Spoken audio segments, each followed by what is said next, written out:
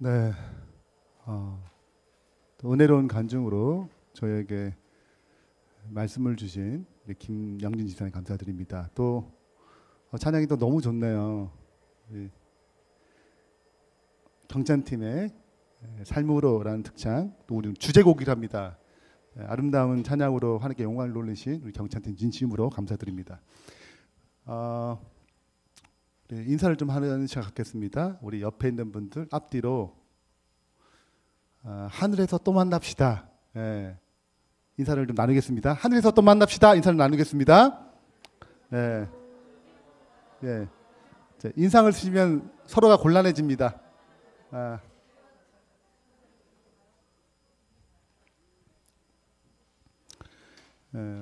오늘 드디어 역대하 첫 번째 시간입니다. 제목은 참된 예배의 비결, 참된 예배의 비결. 부제로는 솔로몬 성전 건축 이야기라는 제목으로 하나님 말씀 증거하겠습니다. 제가 저와 저희 집사람이 연애 이야기로 오늘 첫 번째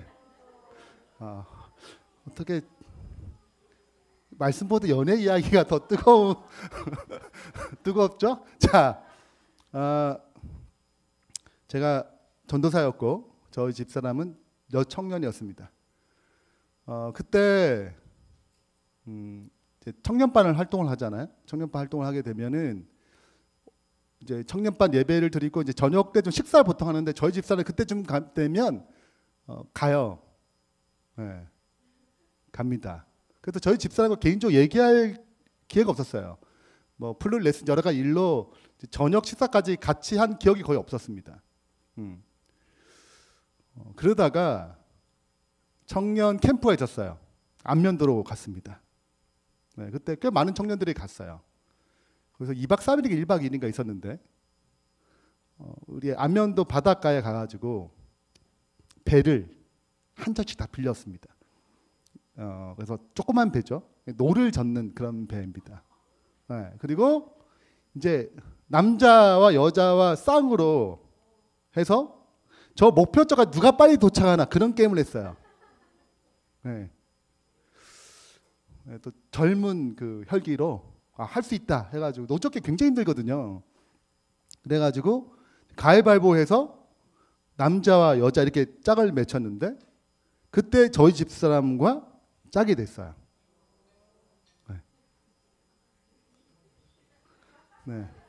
그때까지 저의 생각은 저희 집사의 생각은 신앙적이다고 생각하지 않았어요.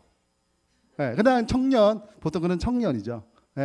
보통 이게 그 신앙이 좋은 이게 열심히 하는 이 청년 그룹이 있고 한 중간 그룹이 있고 왔다 갔다 하는 그룹이 저희 집사람은 왔다 갔다 하는 그룹은 아니에요. 중간에 밑바닥이라고 생각했습니다 제가. 중간 나이는 밑바닥이죠. 그렇게 해서 좀 관리를 좀 해야 되는 이런 생각을 하고 있었습니다. 근데 이제 열심히 노를 지었어요. 제가 등수에 든지 잘 기억도 안 나고 하여튼 열심히 노를 지었습니다. 얼마나 지쳤겠어요 남자들이. 그래가지고 다들 그 게임 끝나고 모르겠다. 그래 알아서 들어가라. 그래가지고 이제 그 노를 던는 걸 놓고 그다음에 자연스럽게 이제 얘기하게 됐어요. 저희 집사람이랑 처음으로 둘이서 얘기하게 됐습니다. 저는 이제 전도사라는 사명으로 이렇게 그 밑바닥에 있는 중간에 밑바닥에 있는 걸 좀 올려야겠다는 생각으로 얘기를 하게 시작했어요.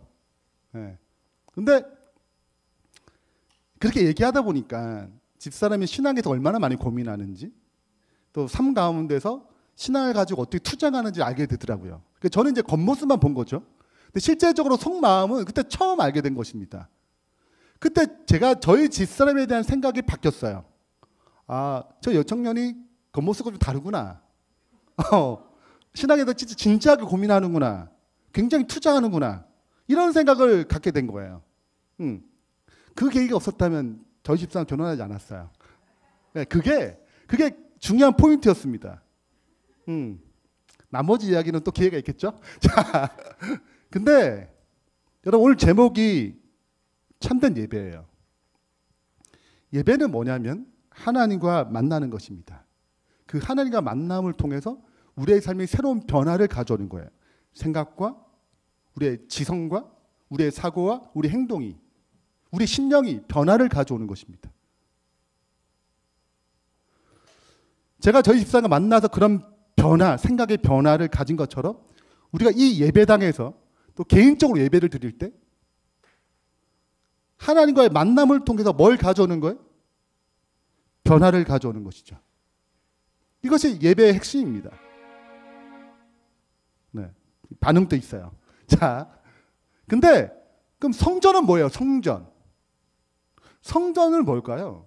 우리가 지금 이 배경 자체가 솔로몬 성전이에요. 네. 성전은 뭔가요? 여러 가지 의미가 있지만 학문적으로, 그러나 가장 기본적인 의미, 구약 시대의 성전의 가장 기본적인 의미는 예배를 위해 구별된 장소의 의미를 갖고 있습니다. 예배를 드리기 위해서 구별된 장소예요. 특별히 공동체 예배를 위해서 구별된 장소입니다. 우리도 여기가 구별된 장소예요. 매주 안식일 이 시간대 여기서 예배 드리기로 구별했거든요. 자, 근데 우리가 지금 살펴볼 역대하는 역대상하, 원래 한 권입니다. 한 권의 책이에요. 역대상은 29장, 역대하, 우리가 지금 이제 묵상해서 12월 중순부터 시작해가지고 12월, 내년 2월 초에 끝납니다. 역대하가. 요 내용, 역대상하의 14장이, 가운데 14장이 다 성전 이야기예요. 그러니까 역대기를 기록한 저자는 의도적으로 성전이 얼마나 중요한지 이스라엘 백성에게 전달하고자 기록한 것입니다. 그런 의미에서 역대하를 조금 정리를 해보겠습니다. 역대하는 왕들의 이야기입니다. 예. 역대라는 말, 이렇게 역대기라는 말은 이제 사건들의 이야기 이런 뜻이거든요. 근데 그래서 역대상하는 원래 한 권의 책인데 여기서 왕들의 이야기가 두 권의 책에 두 파트가 있습니다. 하나는 열왕기상하, 열왕기가 있고 역대기가 있는 거예요. 역대상하. 자, 근데 이 둘 다 왕들의 이야기니까 굳이 뭐 역대기가 나중에 써야졌거든요. 굳이 역대기를 기록할 필요가 있냐? 이렇게 생각될 수 있잖아요. 그러나 이 기록의 초점이 다르기 때문에 마태, 마가, 누가, 요한처럼 기록의 초점이 다르거든요. 그런 것처럼 이것도 기록의 초점이 다릅니다. 특별히 역대기는 이 가운데 14장이 다윗 때부터, 그러니까 열왕기, 역대상 21장부터 29장까지, 그리고 솔로몬의 생애가 40년인데 40년 통치했거든요. 근데 1장부터 9장까지가, 역대 1장부터 9장까지가 솔로몬 이야기예요. 그러면 40년이면 이렇게 분배를 잘해야 되잖아요. 근데 1장부터 7장까지가 다 성전 이야기입니다. 성전 건축은 7년 6개월 동안 했습니다. 그러니까 40년 인생 가운데 그러니까 4분의 1도 안 돼요.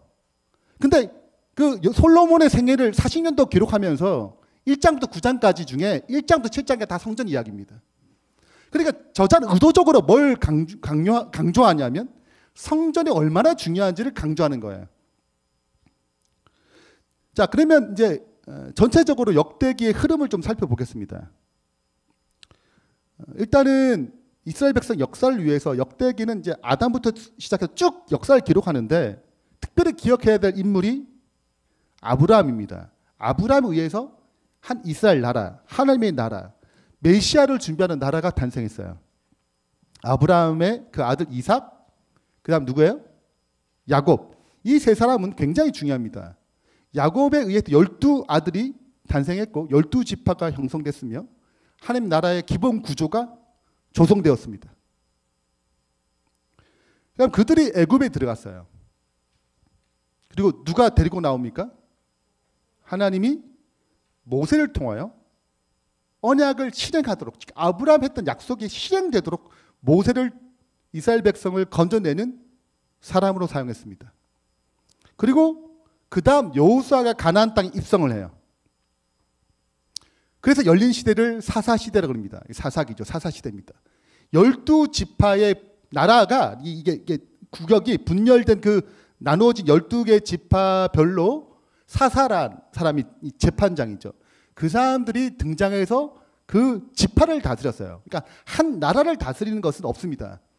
이 전체적인 조율은 그 각 지파의 대표가 나와서 조율을 했어요. 자, 근데 이렇게 되다 보니까 주변 나라는 다 왕이에요. 그러니까 뭘 요구하게 됐습니까? 왕을 요구하기 시작했어요. 그래서 왕들의 시대가 열리기 시작합니다. 그 첫 번째 왕이 사울 왕이에요. 근데 사울 왕을 통해서는 메시아에 대한 약속이 주어지지 않고 그 다음 왕 다윗 왕가를 통해서 메시아에 대한 약속이 주어집니다. 그러므로 아브라함의 언약과 다윗의 언약은 아주 중요해요. 누구를 기다리는 데 있어서 다시 오실 메시아를 기다리기 위해서 초림하실 예수님을 기다리기 위해서 가장 중요한 약속이 아브라함 언약과 다윗 언약입니다.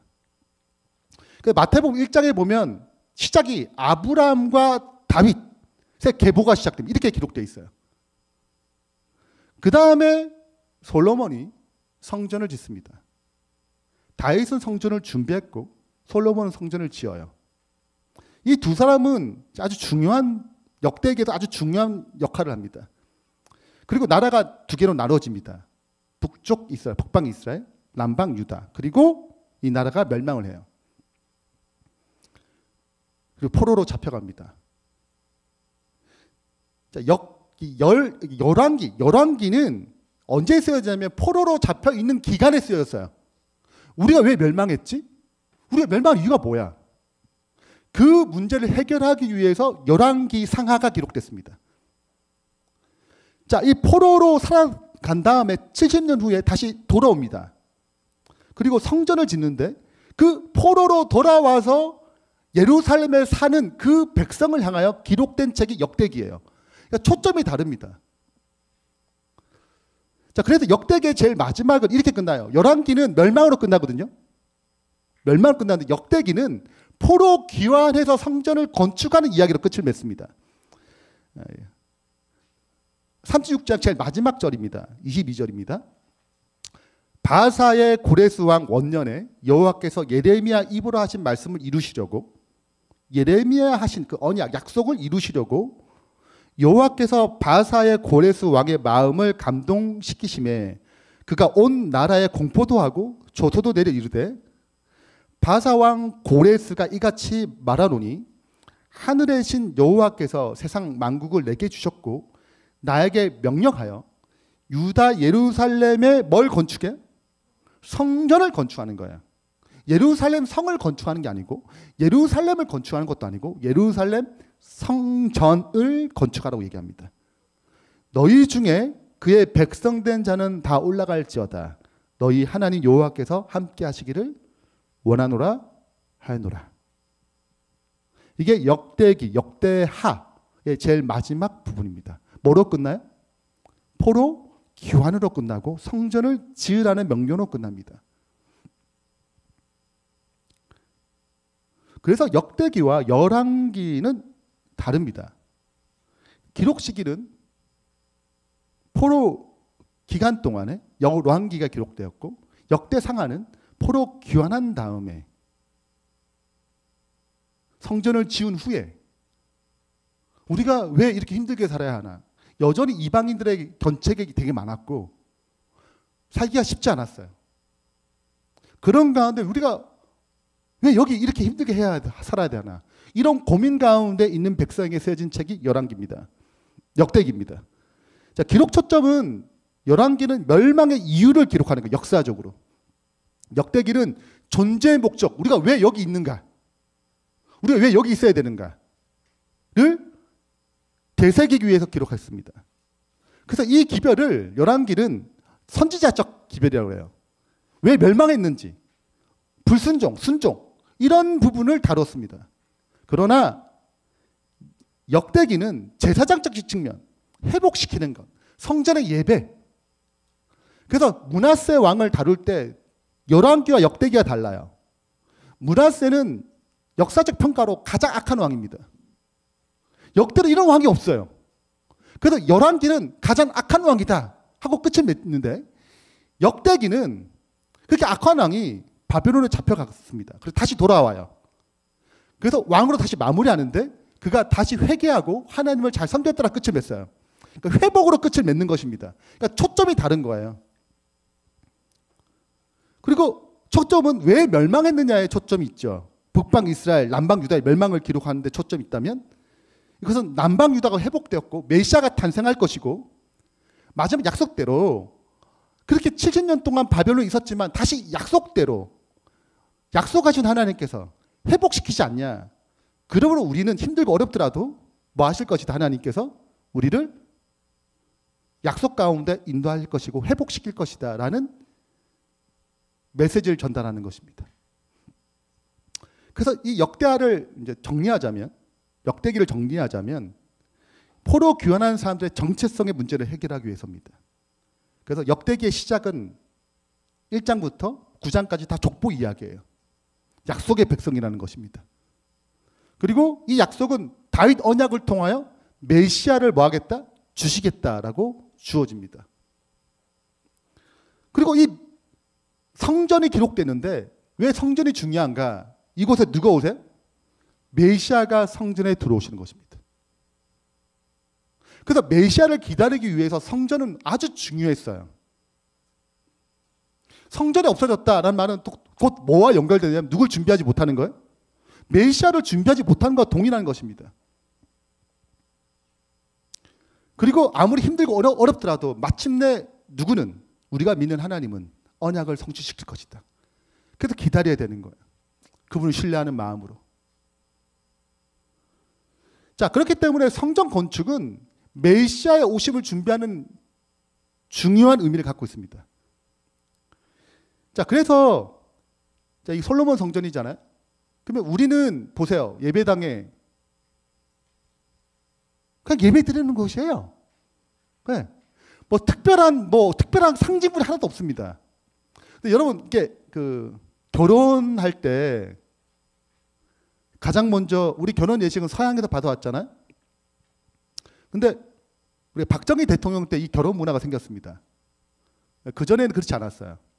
자, 근데 제일 먼저 양가 부모님, 어머님들이 등장합니다. 뭐 하는 거예요? 왜 등장하죠? 촛불 켜요. 우리나라는 이 양쪽에 촛불이 파란색, 빨간색 이렇게 있습니다. 음량의 조화죠. 네, 그래서 거기에 불을 밝혀요. 이거 뭐예요? 그냥 어두워서 불 켜는 거예요?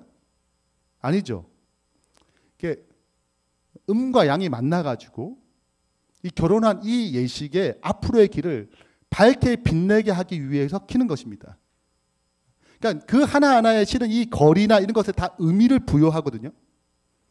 여러분 솔로몬 성전, 성막도 그리고 솔로몬 성전 또 뭐가 있어요?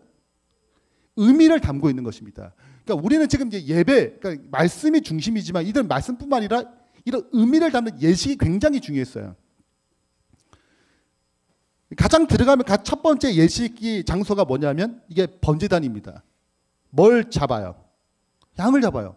메시아가 오시는데 뭐 하는 분이에요? 우리의 죄를 위해서 죽으시는 메시아예요. 죄에서 구원하기 위해서 죽으시는 메시아입니다. 우리의 죄를 해결하기 위해서예요. 이것이 첫 번째입니다.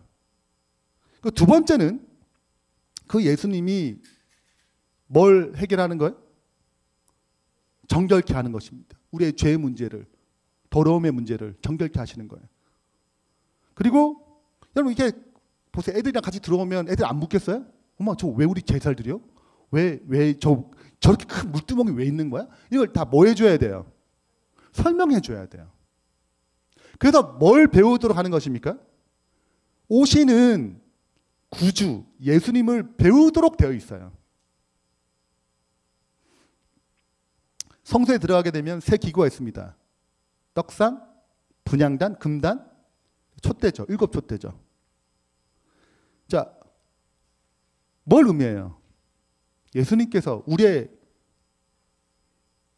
삶 가운데 떡으로 오셔요. 생명으로 오시는 것입니다. 날마다 뭘 먹어야 돼요? 생명의 양식같이 그리스도를 먹어야 돼요. 그러니까 우리가 새 힘을 얻는 것입니다. 그리고 우리가 분향단 기도를 해야 돼요. 그 기도가 응답되도록 역사하시는 분이 누구세요? 예수 그리스도세요. 그리고 끝나는 것이 아닙니다. 촛대를 밝혀요. 그래서 우리가 어떤 삶이 되도록 그분이 빛인 것처럼 우리가 그분의 빛을 증거하는 존재가 되도록 그 빛된 삶이 되도록 역사하신 분이 예수 그리스도세요. 그리고 마침내 지성소인 언약궤가 있는 곳으로 갑니다. 하나님의 보좌가 있는 곳이고 마침내 우리가 들어갈 곳이에요. 그래서 이 모든 과정이 하나님의 사랑과 구원, 그분의 은혜를 생각하고 사유하도록 되어 있었습니다. 그래서 누굴 기다리는 거예요? 메시아를 기다리는 거예요. 그분이 앞으로 무엇을 하실 것인지, 우리 위해서 어떤 일을 하실 것인지, 지금 무엇을 하시는 것인지 이걸 배우는 것입니다. 그래서 하나님의 사랑과 구원, 그 베푸신 은혜를 생각하고 거기에 반응해서 예배하도록 구성되어 있어요. 오늘 우리가 주제곡이 삶으로인데요. 세상의 부와 세상의 명예, 세상의 자랑 다 내려놓고 모두 내려놓고 날 구한 십자가, 날 씻긴 보혈, 주의 은혜를 뭐예요? 깊이 생각합니다. 지금 이 예배가 뭘 깊이 생각하는 곳이에요? 그분이 우리 삶 가운데 어떻게 변화시키고 어떻게 인도하시고 그 주님의 사랑과 구원을 그 은혜를 깊이 생각하는 시간이에요. 그 생각해 보니까 나의 나된 것, 나의 모든 것 다 주님의 은혜로 받은 거라고 느껴지는 것입니다. 생각해 보니까 내 삶을 그분의 은혜로 채워주신 거죠. 그래서 고백하는 거예요. 나도 받았으니 나도 내 삶을 그 주신 분께 다시 드리는 것. 그것이 예배를 통해서 이게 이루어지는 것입니다. 나의 삶으로 주님을 노래합니다. 나를 통하여 주님만 높임 받으소서. 나는 삶으로 주님을 예배합니다. 나의 삶을 빛으로 사용하소서. 이것이 예배를 통해서 나타나는 반응입니다. 2006년 10월 2일 미국의 펜실베니아 주에서 아미시라는 마을이에요. 기독교인데 굉장히 보수적인 마을입니다. 여기는 자동차 타기보다는 말차 타고 다니고 그래요. 근데 여기에 우유 배달원이 등장했어요. 총을 들고.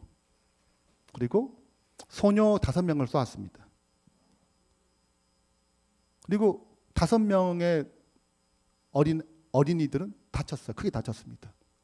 그리고 경찰이 들어오자 자기는 자기 스스로를 사살하고 죽었어요. 이 2006년에 엄청난 이슈가 된 사건입니다. 이 평화로운 마을에 엄청난 악몽이 일어난 거예요.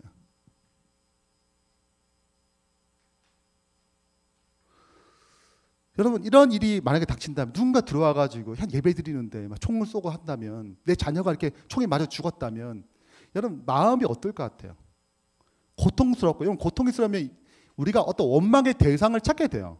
분노의 대상을 찾게 됩니다. 왜냐하면 이거 어디 풀어야 되니까 이걸 누굴 해소하고 싶으니까 우리가 열받으면 왜 신발 차고 왜 그러세요? 이게 뭐가 풀어야 될 대상이 필요한 거죠.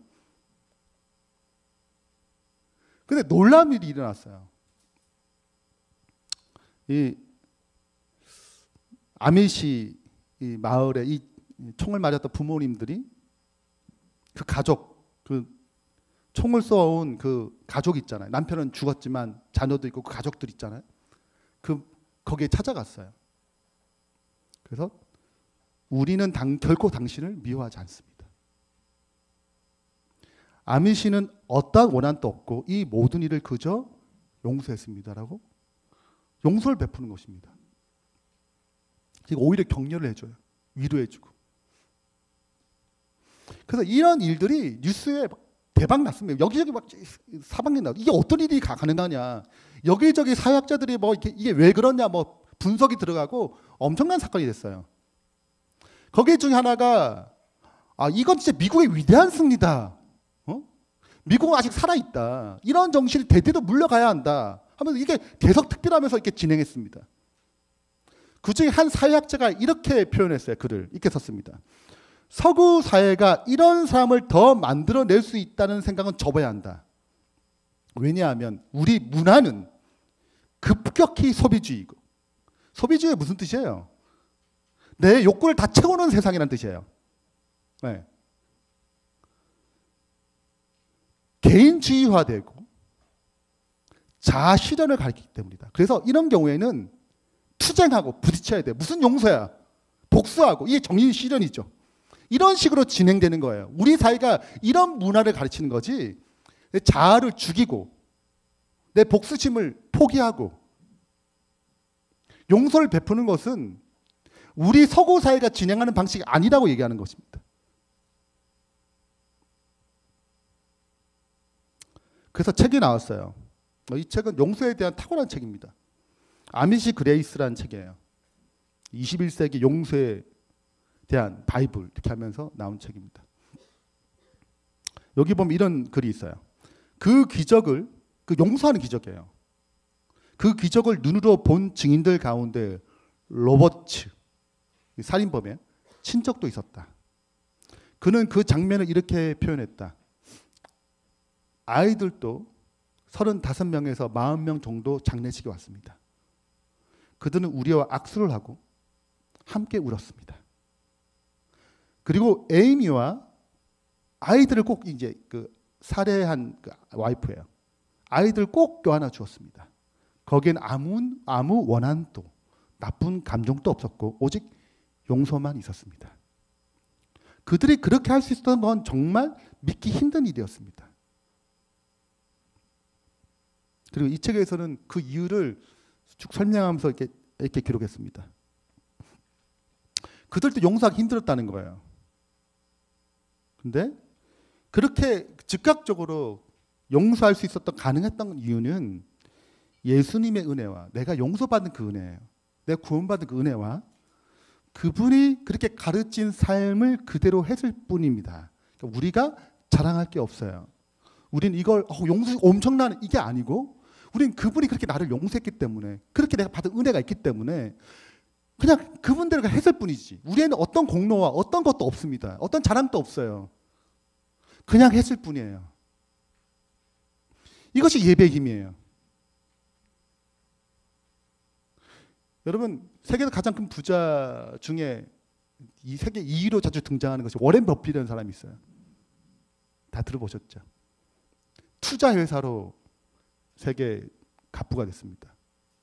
그는 1년에 한 번 정도 점진직사 경매를 합니다. 나랑 점진직사를 할 사람 경매를 붙여요. 그게 몇십억 단위입니다. 그 사람 한 번 식사하는데 몇십억을 줘야 돼요. 여러분, 저랑 뭐 식사하는데 그런 거 없잖아요. 그만큼 서로가 막 투자회사, 주식 관련된 사람들이 막 서로가 이제 그 분과 함께 식사 한번 하려고 몇십억을 투자해요. 그 돈을 그대로 기부를 합니다. 근데 그 사람을 만나거든요. 식사가 충분히 만납니다. 그리고 혼자 만나는 게 아니라 자기 이모들 다 데리고 와요. 또 같이 얘기를 나눕니다. 누구랑 만나는 거예요? 대가라만 대가. 이 시대에 가장 주식으로 가장 현명하다고 생각하는 대가를 만나는 거죠. 그러면 통계를 내봤어요. 그 사람들 만나가지고 어떤 변화가 있었나. 쭉 통계를 해봤더니 그 사람 만나고 다 투자한 것 이상의 몇 배의 수익을 얻었습니다. 자, 그러니까 여러분 생각해 보세요. 이런 대가를 만나도 이런 변화가 일어나는데, 온 우주를 창조하시고 모든 것을 다 아시고 가장 지혜로우신 분을 우리가 만나요. 이 예배를 통해서. 근데 아무 변화가 없다. 이거 뭐 하는 거예요, 이거? 예배 참석했죠. 참석했는데 아무런 변화가 없다는 것은 그냥 온 거예요. 그냥 온 것입니다. 주님을 못 만난 거죠. 그분 은혜를 느끼지 못한 것입니다. 어째 만족감이 있을 수 있어요. 안식일 예배 드렸어. 만족감이 있을 수 있어요. 그러나 예배는 목적이 그게 아닌 것입니다. 여러분, 예수님 당시 때 예배가 왜 무너졌냐면 그게 없었어요. 다 형식적으로, 의식적으로 다 치우쳐졌습니다. 예수님이 그래서 새로운 예배를 일으키기 위해서 왔다고 기록하고 있어요. 우리는 새로운 예배가 필요한 것입니다. 진짜 주님을 만나는 예배가 필요해요. 크게 예배는 두 부로 나눌 수 있는데 하나는 개인적 예배입니다. 그건 날짜와 시간과 장소에 구애받지 않아요. 여러분 일을 하면서 할 수 있습니다. 설거지하면서 할 수 있어요. 내 현장에서 할 수 있습니다. 그 날짜와 시간과 장소에 구애받지 않아요. 언제 어디서나 주님을 찬양하고 주님을 만날 수 있습니다. 그리고 또 하나의 예배가 공동체 예배예요. 그건 날짜가 정해져 있습니다. 매주 안식일, 일곱째 날 기억하여 지키는 거예요. 근데 우리가 언제 만나기로 했냐면 11시에 만나기로 한 거예요. 이 장소에서. 이 공동체 예배죠. 금요일 목장 예배 각자 뭐 7시, 7시 반, 뭐 8시 이렇게 있을 거 아니에요. 그 약속한 것입니다. 근데 중요한 것은 흐려진 거죠. 무슨 예배가 흐려졌냐? 이 코로나로 인해서 흐려졌어요. 공동체 예배의 중요성을 다 상실한 것입니다. 여러분, 공동체 예배는 우리가 알죠. 온라인으로 예배 드린 것과 현장에서 예배 드린 것이 다르죠. 그게 필요 없다는 게 아니에요. 그러나 우리가 함께 공동체로서 예배 드리는 것은 느낌과 상황이 다른 것입니다. 여러분, 오순절로 생각해 보세요. 근데 공동체 예배예요. 개인적으로 성령이 내렸지만 근데 공동체 가운데 내렸어요. 어디 산 구석에서 받은 게 아니고 마가의 다락방에서 120명이 함께 예배하고 찬양하고 회개하는 가운데 받은 게 오순절의 성령이에요. 우리가 개인 예배가 굉장히 중요합니다. 그리고 공동체 예배가 굉장히 중요해요. 이 두 개가 같이 연결되어 있습니다. 서로가 상호 보완하면서 성장하게 되어 있어요. 그래서 이 역대하에서 기록할 때 이 예배, 이 성전을 건축할 때 혼자 하는 게 아니고 계층과 계급을 다 뛰어넘어서 하나 되어서 성전을 건축합니다. 1절입니다. 솔로몬이 여호와의 이름을 위하여 성전을 건축하고 자기 왕위를 위하여 궁궐 건축하기 결심하니라. 솔로몬이 짐꾼 7만 명과 산에 돌을 떠낼 자 8만 명과 이를 감독할 3,600명을 뽑고 솔로몬이 사절을 두로왕 이방 나라죠. 후람에게 보내어 이르되 당신이 전에 내 아버지 다윗에게 백향목을 보내어 가장 좋은 제목이에요. 백향목 보내어 그가 거주하실 궁궐을 건축하게 한 것 같이 내게도 그걸 제공해 달라는 것입니다. 12절입니다. 후람이 또 이르되 천지를 지으신 이스라엘 하나님 여호와는 송축을 받으실지로다. 다윗 왕에게 지혜로운 아들을 주시고 명철과 총명을 주시사 능히 여호와를 위하여 성전을 건축하고 내가 이제 재주 있고 총명한 사람을 또 보내요. 그래서 이게 그냥 이스라엘 백성만을 사람만 지은 게 아니고 수많은 사람들이 함께 했습니다. 17절입니다. 전에 솔로몬의 아버지 다윗이 이스라엘 땅에 사는 이방인들을 조사하였더니 이제 솔로몬이 다시 조사함에 모두 15만 3,600명이에요. 이들도 성전 짓는데 함께 했습니다. 이 성전은 계층과 계급을 다 뛰어넘어서 하나 되는 거예요. 화목케 하는 것입니다. 그래서 영적인 영감 있는 예배가 일어나는 것이죠. 저희 교회가 11월 6일까지 교회 건강 설문 결과 보고서를 작성했습니다. 그리고 지난주 목요일 날 우리 결과를 받았어요. 이게 뭐냐면 NCD라는 자연적 교회 성장이라는 연구소에서 전 세계를 25,000개 교회를 조사해가지고 420만 개의 설문을 통해서 건강한 교회는 이런 8가지 특성을 갖고 있다라고 하고 건강한 교회가 되기 위해서 도와주는 연구소예요. 우리 재림교회도 우리 한국 재림교회도 이미 140개 이상의 교회가 이 설문에 참여했습니다. 이걸 조사하게 되면 8가지 건강한 요소 중에서 가장 부족한 것이 뭐고 가장 잘하는 것이 무엇이고 우리가 과연 건강한가 부족한가. 우리도 매년 2년에 한 번씩 뭘 받아야 돼요? 네. 그래서 우리 어디가 아픈지 확인하는 거잖아요. 똑같아요. 교회가 객관적인 평가를 통해서 어디 부분이 문제 있고 어떤 부분이 건강한지를 확인하는 것입니다. 그 저희 교회는 목회자나 몇 사람의 의견을 통해서 우리가 이렇게 하자 이게 아니고 객관적인 평가를 통해서 우리의 약점을 치유하자. 생명체는 가장 부족한 것 때문에 성장하지 않거든요. 교회도 생명체이기 때문에 가장 약한 부분들을 우리가 회복시키자. 그래서 결과지가 나왔어요. 이게 결과 보고서입니다. 총 한 36장 정도 되는데 이게 이제 첫 번째입니다. 내용이 이렇습니다. 3년 열린교회 평균이 76점이에요. 건강한 교회는 65점 이상이고 평균이 50점이고 위험한 교회가 35점 이상인데 여러분 이게 140점 만점이거든요. 마이너스 20점이 이제 최하 점수입니다. 근데 76점 별거 아닌 것 같지만 여러분 65점을 넘어가게 되면 굉장히 건강한 교회예요. 기본적으로. 그리고 우리 한국재림교회에서 가장 건강한 교회예요. 우리가 제일 높습니다. 네. 굉장히 감사한 일이죠. 하나님의 은혜죠. 근데 중요한 거는 가장 낮은 점수가 영감적인 예배, 영감 있는 예배입니다. 63점 나왔어요. 이거는 우리가 평가한 거예요. 63점은 실은 뭐 다른 교회 점수에 비해서 굉장히 높은 점수입니다. 근데 우리 교회 안에서는 가장 낮은 점수예요. 그래서 2022년 내년 우리의 집중할 사역이 영감 있는 예배의 회복입니다. 더 강화하는 거예요. 코로나 예배 전쟁이라는 책이 있습니다. 이 책은 코로나를 타겟으로 나온 책이에요.